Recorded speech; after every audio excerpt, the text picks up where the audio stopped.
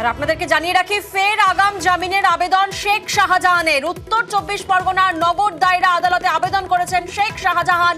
5ই জানুয়ারি সন্দেশখালী তুলকালাম হয়ে যায়। ইডির আধিকারিকরা রেড করতে যাওয়ার পরে তারপর থেকেই অধরা শেখ শাহজাহান, বেপাত্তা শেখ শাহজাহান। আর আজ উত্তর 24 পরগনার নগর দায়রা আদালতে আবেদন, আগাম জামিনের আবেদন শেখ শাহজাহানের। জিয়াউল এই মুহূর্তে আমাদের সঙ্গে রয়েছেন। জিয়াউলের থেকে একটু জানবো, জিয়াউল, উত্তর 24 পরগনার নগর দায়রা আদালতে তো আবেদন করা হলো, সেক্ষেত্রে আবেদন কি গৃহীত হলো?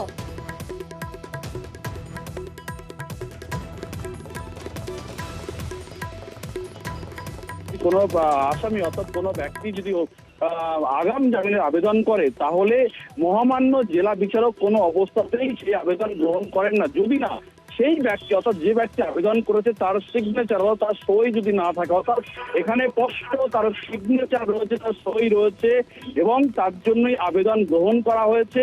এবং 26শে ফেব্রুয়ারি মামলার পরবর্তী শুনানি অর্থাৎ আগাম জামিনের যে আবেদন করেছেন নগর দায়রা জেলা আদালতে শেখ শাহজাহান, ফলে তার জন্যই কিন্তু ইতিমধ্যে আবেদন গ্রহণ করা হয়েছে এবং 26শে ফেব্রুয়ারি পরবর্তী শুনানি দিয়েছেন। অর্থাৎ এখানে স্পষ্ট এবং শেখ শাহজাহান, যে পুলিশ বারবার বলছে শেখ শাহজাহানকে খুঁজে পাওয়া যাচ্ছে না এবং প্রায় 23 দিন অতিক্রান্ত, শেখ শাহজাহান কোথায়, অধরা, সেখানে তার হয়ে অর্থাৎ তার আইনজীবী জেলা আদালত বা দায়রা আদালতে একেবারে আবেদন করলেন এবং সেখানেই শেখ শাহজাহানের সই করা যে আবেদন, সেই আবেদনে কিন্তু সই করা রয়েছে এবং সেই সই করা আবেদনপত্র কিন্তু জমা দিলেন বারাসাত জেলা নগর দায়রা আদালতে এবং গ্রহণ করা হলেন এবং 26শে ফেব্রুয়ারি পরবর্তী শুনানির দিনও ধার্য করেছেন বারাসাত নগর দায়রা আদালত। বেশ, আইনজীবী কি বলছেন শোনাবো আপনাদের।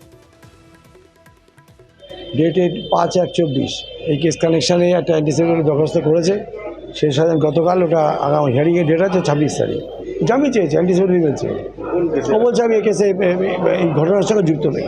আগাম জামিন হবে কি হবে না সেটা রিপোর্ট না বলে বলতে পারছি না। সেই কেস ডায়েরিটা আসবে থানা থেকে, কেস ডায়েরিটা আমরা দেখবো, তারপরে কেস ডায়েরির মধ্যে ঢুকে যদি দেখি যে আপত্তি করার জায়গা আছে আমরা ডেফিনেটলি আপত্তি করবো, আর যদি দেখে যে আপত্তি করবার জায়গা নেই তাহলে যখন যেটা বলে সেটা বলবো।